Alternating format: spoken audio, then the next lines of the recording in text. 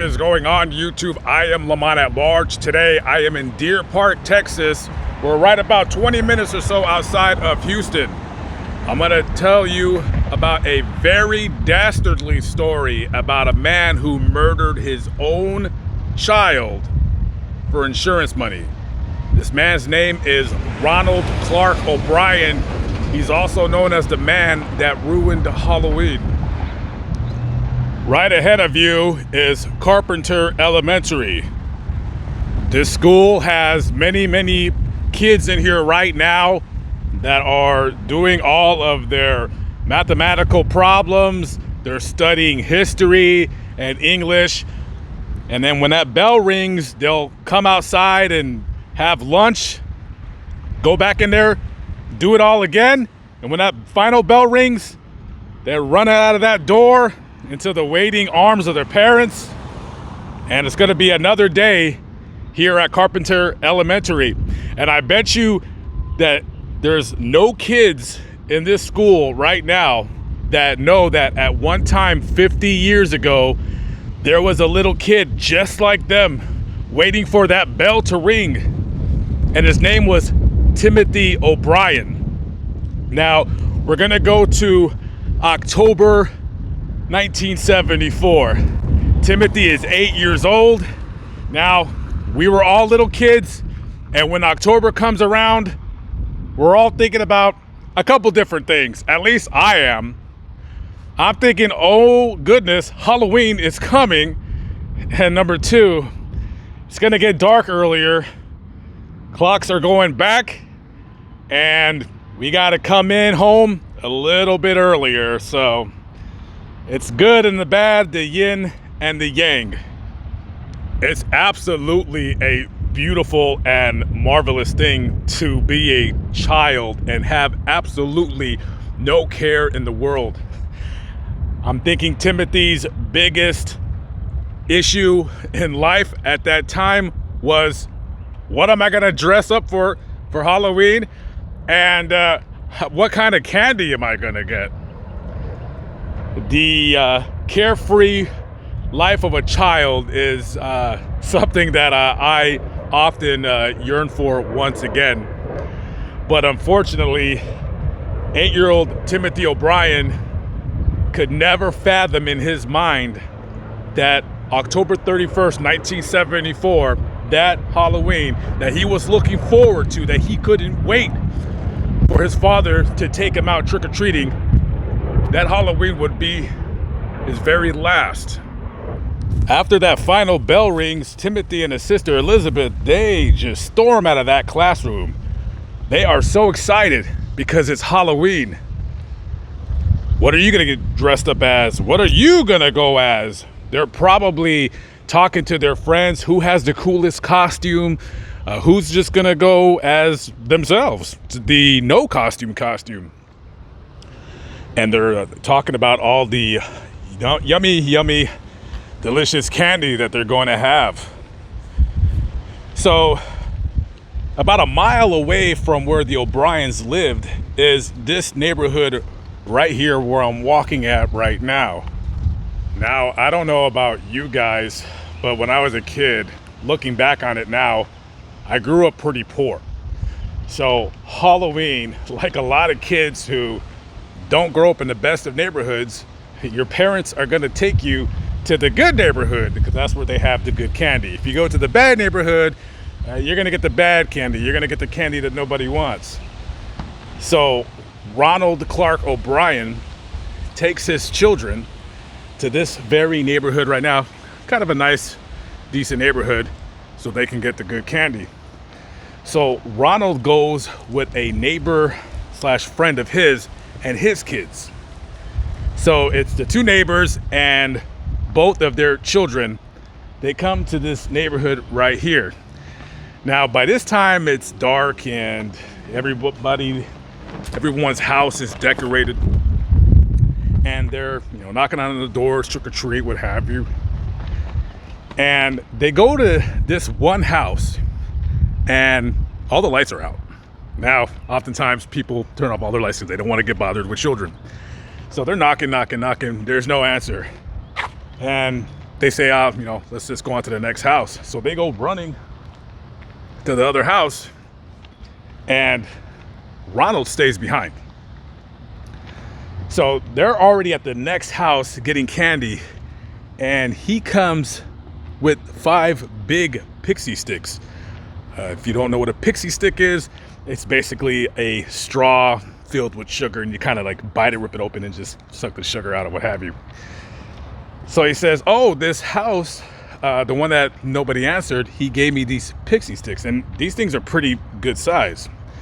So he gives 1 pixie stick to Elizabeth, his daughter, and the other to Timothy, his son. And he gives the other 2 sticks to his neighbor's kids that are trick-or-treating with them. And they're trick-or-treating. He has 1 left. And as they're walking down the street, he sees this kid that he recognizes from his church. So he says, hey, you want a pixie stick? Well, he's sure, why not? So he gives him the last pixie stick. And now the kids' bags are full of candy. They're excited. They got some good candy. And now we're going to pack up and start heading back home. After the kids are done trick-or-treating, they come down this street right here and start heading home to this development area right over here. So they get home, and of course, Timothy and Elizabeth, they're very, very excited because they got some really, really good candy. Now, of course, school is probably the next day, and a lot of parents don't want their kids to start eating all their candy because then they won't be able to go to sleep, and then they're going to be wired for the rest of the night going into the morning. So Timothy asked his dad, he says, hey, can I open up some of my candy? Now, this bastard of a father, he sees that big pixie stick that he had got from that house. And he tells his son, he goes, why don't you eat the pixie stick? So Timothy takes the tube of sugar, and he's having kind of a difficult time opening it because it's held by a big staple. So he finally gets it open, and he can't get the sugar out. So he asks his dad, hey, can you help me? Like, I can't get it out. It's like packed in there so tight. So he like loosens it up for him, and he puts it to his mouth and starts, dumping in the sugar, the powder. And he has, all of a sudden, he gets this grotesque look on his face. And he says, ugh. He goes, this is nasty. It tastes bitter. And within 3 to 5 seconds after he said that, he starts screaming, my stomach hurts, my stomach hurts. So he runs to the bathroom and immediately starts throwing up. His father goes in after him to see if he could help him, and he's just throwing up, and then all of a sudden, he starts going into convulsions. Ronald grabs him, picks him up, and he's still vomiting and going through convulsions. So somebody in the home calls 911 because this kid is very, very sick, and I'm almost certain that is the home, the former O'Bryan residence. And that is where 911 was called, and the ambulance would have came right over there, parked there, and came running here to grab him. And they rushed him as fast as they could to the hospital.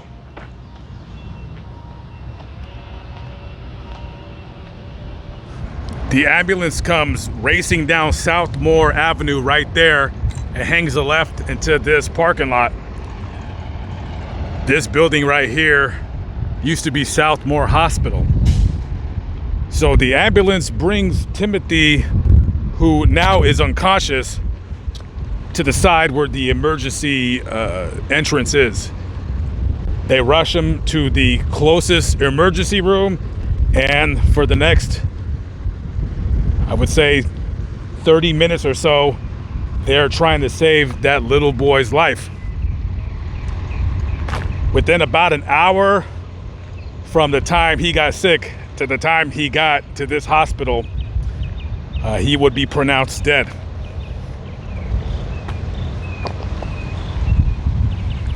A parent's absolute worst nightmare. Your 8-year-old son is dead. Immediately after he was pronounced dead, they take his body to the county coroner's office for an autopsy report. Usually autopsy reports take anywhere from 6 to 8 weeks to be concluded. It's not every day that an 8-year-old boy who is healthy by all intents and purposes just dies all of a sudden out of nowhere without no known root cause of his death. So while the autopsy report is, the findings are being found, the O'Bryan family has a lot to do in terms of getting prepared for Timothy's funeral. And O'Bryan is very, very hard at work with finalizing things. Yeah, he's gotta make a bunch of calls. You gotta find out what mortuary is going to handle the remains of your child. And he's also gotta call the insurance company, life insurance. There was a life insurance policy for his son. I think the policy was for around, I want to say about $50,000. Now, it's not every day that you get a life insurance policy on your child. It's not something that most adults really think about. You don't want to think about that. But O'Bryan there, he thought about it all right. He thought about it and he got it. So the very next day, as his son's corpse is being transported to the coroner's office for autopsy, this scumbag is on the phone with the life insurance company finding out, how are we going to do this? How am I going to get paid? I want my $50,000.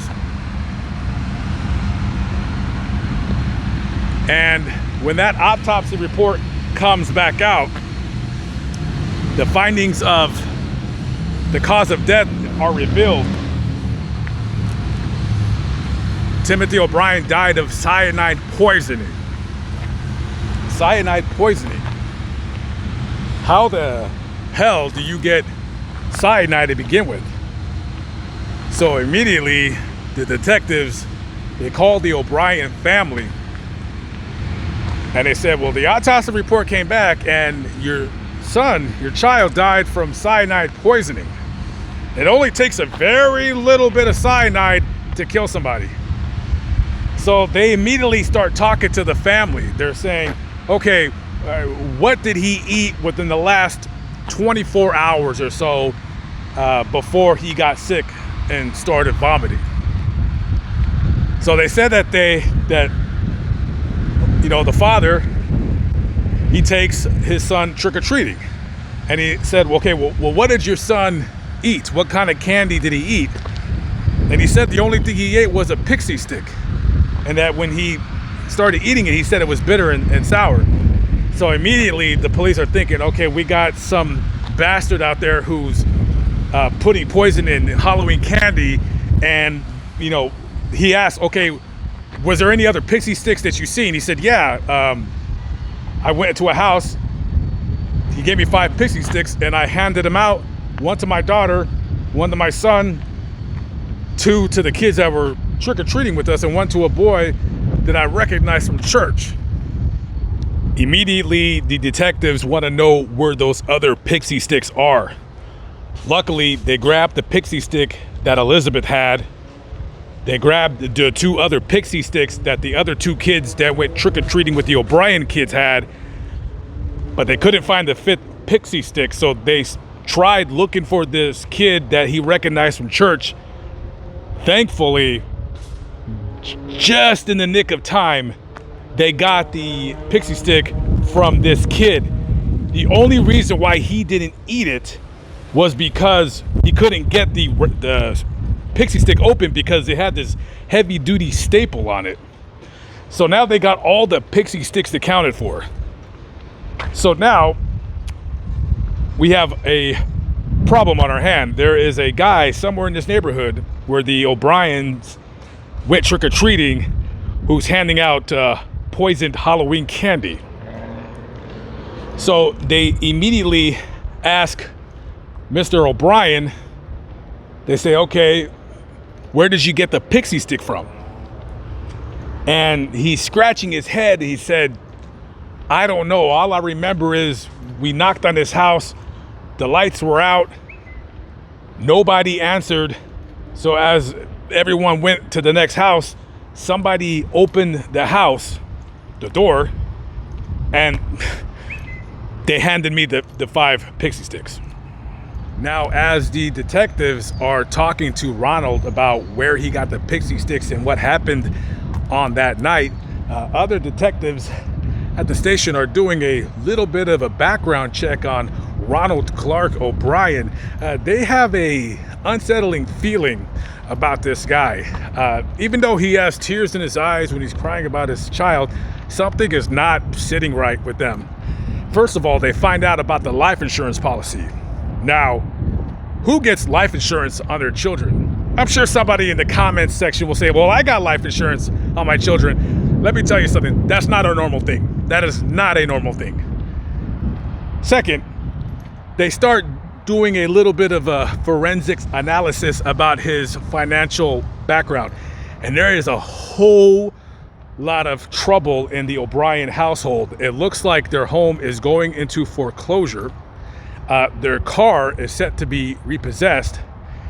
And it looks like Ronald has put himself in quite an amount of debt, upwards of about $100,000. And it also looks like this man, Ronald, in the last 10 years previous of Timothy's death, wasn't really able to hold down a job. Now, at the time, he was working as an optician at some business in the area. But before that, he had almost 24 jobs in and around the area. That's kind of weird. Also, what's kind of weird is that even though he's crying, he's not going through the same motions that a parent goes through when they lose their child. So now they need to know where he got those pixie sticks from. So from the O'Brien household, they come back to this neighborhood where they went trick-or-treating that night to try to find that home where supposedly Ronald got those pixie sticks from. Now, as the detectives are walking with Ronald in this area trying to find that house, because he just can't remember exactly what house he got those pixie sticks from, there's other detectives that are going around town trying to see, first of all, where would somebody buy or be able to buy cyanide at? And number two, they want to get some, they want to talk to some people that know this guy, Ronald Clark O'Bryan, to see what kind of person he is. So they're going around town, they're interviewing their neighbors, seeing what kind of guy he is. So they go to his job and they say, yeah, we want to talk about Ronald O'Bryan. What kind of guy is he? And his boss says, well, you know, we suspect him of stealing from the company, and we're about to fire him very, very soon, if not this week, next week. So they're already starting that. So, okay, so this guy's a freaking thief. And also, they start looking up places where you buy cyanide. And by just dumb luck, if you will, they go to a store where they sell cyanide. And they got a picture of Ronald Clark O'Bryan. And they go to the guy working there and said, do you recognize this guy? He said, yeah. Yeah, he came in here some time ago. He asked about cyanide. He wanted to buy some, but we only sell it by bulk, and he only wanted a little bit, and you have to buy 5 pounds of it minimum. So he turned around, he didn't buy any, and he walked away. So while they're doing that, Ronald is walking on this same street where I'm at right now. And he's saying to himself, man, I can't remember the house where I got the pixie sticks from. You know, it was dark that night, so he doesn't really remember. And now the police are getting a little bit frustrated with him because you should be able to remember the house where somebody gave you pixie sticks that were laced with cyanide that killed your child. So all of a sudden he looks over there. He's like, yeah, I think that's the house. I think that's the house right there. So they walk up to the house and they looked it up. It was owned by a man by the name of Courtney Melvin. He was an air traffic controller. He worked for a smaller airport somewhere in this area. So they're standing in front of this house and they're saying, are you sure this is the house where you got the pixie sticks from? And he says, yes. He said, well, what did the guy look like?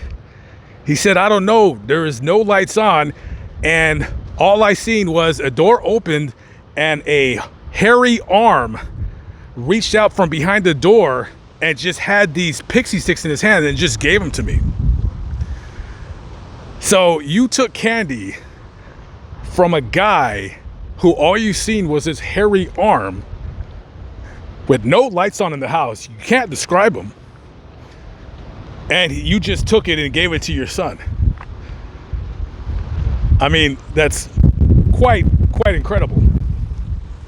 So that would be the house right in the middle of your screen where he claimed he got those pixie sticks from. And in actuality, this guy was a lying dirtbag. So anyways, so they come back to this house right here and they talk to the man who owned it at the time, Courtney Melvin. And they said, hey, where were you on Halloween night around 6 o'clock? He said, I was at work. And just to, corroborate his alibi, they go to his job and they said around 200 people, because he works at an airport, around 200 people can say without a shadow of a doubt that he was at work that night. So it would have been impossible for him to have been here simply for the fact that he wasn't there. Okay, so Courtney Melvin wasn't at home that night. So it was obvious that Ronald Clark O'Bryan didn't get those pixie sticks from that home. He was a friggin' liar. So you couple that with the fact of his financial situation, how much debt he's in, all of a sudden getting life insurance policies on your kid. By the way, I forgot to mention earlier when he got those life insurance policies. So it looked like in January of 1974, he put out a $10,000 life insurance policy on both of his children. And then the following September 1974, he puts out $20,000 each on both of his kids. And just 2 days before Halloween, he gets another $20,000 life insurance policy on both of his children, $20,000 each. So his plan was to kill both of his kids, collect on the, what would it be, almost $100,000, no, $100,000 altogether for all the life insurance policies. So I guess he can get himself out of debt. And he was willing to risk the lives of those 3 other children as well. And, you talk about a sick bastard. So you got that. You got a guy who is going to give a sworn statement that he came into his business trying to buy cyanide. And also, you got a friend of his who happened to be a chemist who he had a casual conversation with one night. And he had asked his friend, hey, how much cyanide do you think it would take to kill somebody? There was enough cyanide in Timothy's pixie stick to kill 2 full-grown adults. And there was enough in the other 3 pixie sticks to kill 4 grown adults. So by this time, the police, they have enough evidence to charge Ronald Clark O'Bryan with 1 count of capital murder and 4 counts of attempted murder. The following year, Ronald Clark O'Bryan is tried for the capital murder of his son Timothy, the attempted murder of his daughter Elizabeth, and the other 3 attempted murders of his neighbor's kids. This guy goes on trial, and it took the jury, after deliberating, about 45 minutes to render a guilty verdict. And then the penalty phase kicks in, and that took them, about an hour and change, about 75 minutes, give or take, before they recommended the death sentence. At that time, Texas still had the electric chair, but by then they were turning over to lethal injection. So technically, this guy should have been the first one to be executed via lethal injection in Texas, but because of him filing for appeals, him trying to get a new trial, which was all denied. It was all denied. I mean, of all the executions, at least in Texas, that I've read about, this guy's top 5 D-bag of them all. He's got to be my top 5. This guy is a monster. Can you imagine? You try to kill your 2 kids that you have $100,000 life insurance policies on, and then you try to kill 3 more kids just to kind of make it seem like, you had nothing to do with it because your kids died too. Unbelievable. When this guy was sentenced to death, he was on death row for, I'm going to say about 9 years. He had no friends on death row. Nobody talked to him. Everybody hated him. Nobody respects a child killer, especially it's your own son. Yeah, nobody talked to him. For those 9 years that he was on death row, he lived a very, very lonely life.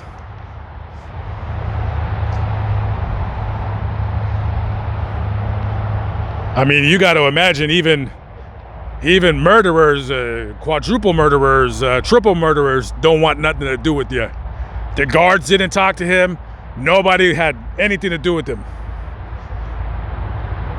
A very, very hated man. And this is his grave right here. And I just found it by dumb luck. I was not told of how to find it. Let's just say that information was not available to me. I had to walk around for about an hour. And just when I was about to give up, I was just about to give up and get in my van.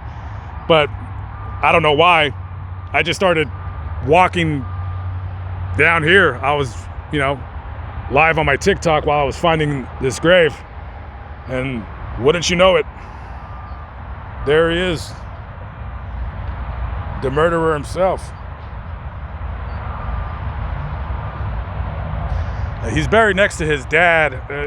I'm sure his dad is the one that buried his son. Listen, you can't help what your son did, but, whatever. So, and his mom is buried on the other side of that mausoleum. I thought they would be next to her, but they weren't. So I had to do quite a bit of walking. Lord knows I need it, though. But we finally found it, so. This is the man who killed Halloween. This man, he ruined Halloween for millions of people for years and years. I remember I was 5 years old. I remember I dressed up in my brother's high school football uniform. And I remember my mother checking our candy because of this very story right here. And, you know, because of him, for years on end, parents wouldn't take their kids trick-or-treating. Holiday that, you know, kids look forward to for the entire year was totally ruined by this thieving bastard, just this lifelong loser who couldn't keep a job. And I read on an article that he used to be in law enforcement. I don't know what happened, but you know, it's got to be hard to raise a family when this guy's only making $150 a week. It says in the article he was an optician, but only making $150 a week. Something doesn't add up there. That's why he was stealing from his job, and that's why he had got the life insurance policies so he can, you know, you get rid of your kids, you don't have to raise them anymore. Maybe you divorce your wife, take the money and run. That's probably what he was going to do. But thankfully, this guy's greed, even though it resulted in the death of his son, justice was ultimately served. As I always say, payable on death. Payable on death.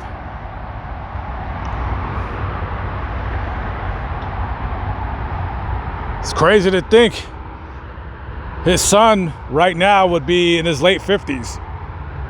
He would have had his own kids, a job, house, all that good stuff. And his dreams of whatever it is that he wanted to be growing up in life, a policeman, an astronaut, a firefighter, whatever he wanted to do, was all taken away from him by that man.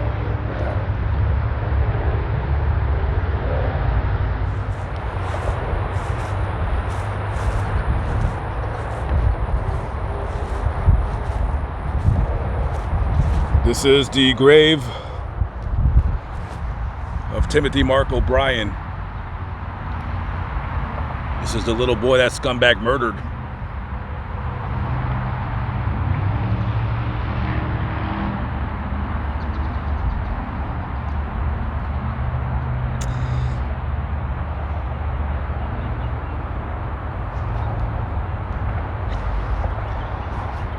I was walking in this section of the cemetery. I didn't go to the office to ask for the location. I just kind of walked around here, so it took me about 30 minutes to find him.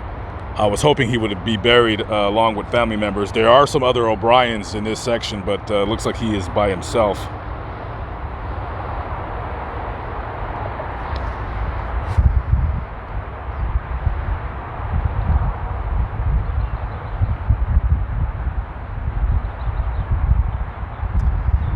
He died a very horrible death. That is one of the worst ways to go.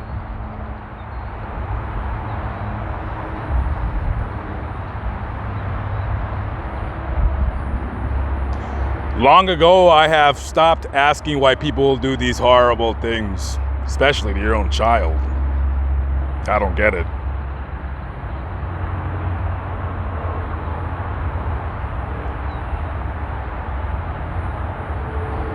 Rest in peace to this little boy, Timothy. What he could have grown up to been, what jobs he would have worked, would have had his own kids. All right, guys, I'm out of here. On to the next subject. Catch up with you all later. Have a good one. Be safe.